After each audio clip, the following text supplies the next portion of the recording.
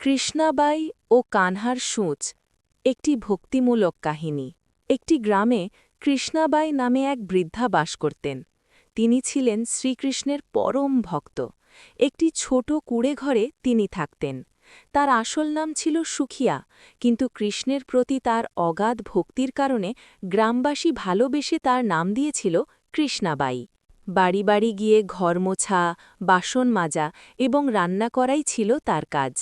কৃষ্ণাবাই প্রতিদিন নিজের হাতে ফুলের মালা গেঁথে সকাল বিকেল শ্রীকৃষ্ণকে পরাতেন এবং ঘণ্টার পর ঘণ্টা কানহার সাথে কথা বলতেন। গ্রামের মানুষ ভাবত বুড়িটা পাগল হয়ে গেছে। এক রাতে শ্রীকৃষ্ণ তার ভক্ত কৃষ্ণাবাইকে দেখা দিয়ে বললেন, কাল এক ভয়াবহ ভূমিকম্প আসতে চলেছে, তুমি এই গ্রাম ছেড়ে পাশের গ্রামে চলে যাও। প্রভুর আদেশ পাওয়া মাত্রই কৃষ্ণাবাই নিজের জিনিসপত্র গোছাতে শুরু করলেন। তিনি গ্রামবাসীদের জানালেন, কাল স্বপ্নে কানহা এসেছিলেন, তিনি বলেছেন এখানে প্রলয় হবে, তোমরা সবাই পাশের গ্রামে চলো। কিন্তু সেই পাগল বুড়ির কথা কে শোনে? যে শুনল সেই অট্টহাসিতে ফেটে পড়ল। এরপর কৃষ্ণাবাই একটি গরুর গাড়ি ডাকলেন, নিজের কানহার মূর্তি এবং সামান্য আসবাবপত্রের পুটলি নিয়ে গাড়িতে বসলেন। গ্রামের মানুষ তার এই বোকামি দেখে উপহাস করতে লাগল।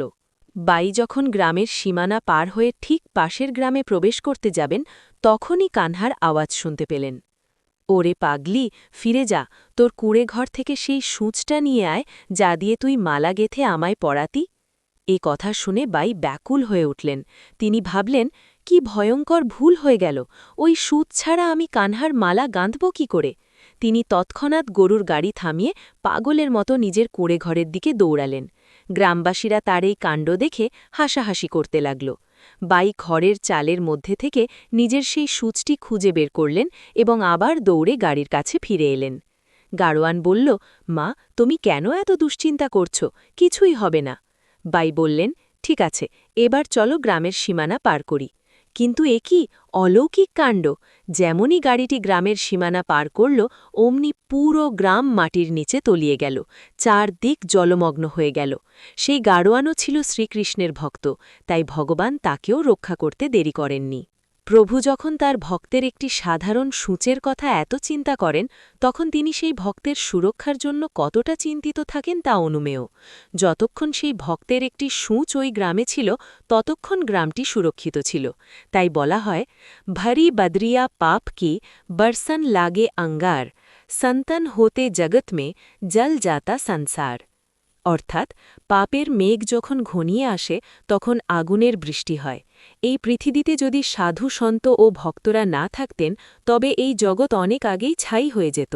ভালো লাগে দয়া করে কমেন্টে লিখুন, হরে কৃষ্ণ। ভিডিওটি ভালো লাগলে লাইক ও কমেন্ট ও শেয়ার করুন। সাবস্ক্রাইব করে পাশে থাকবেন।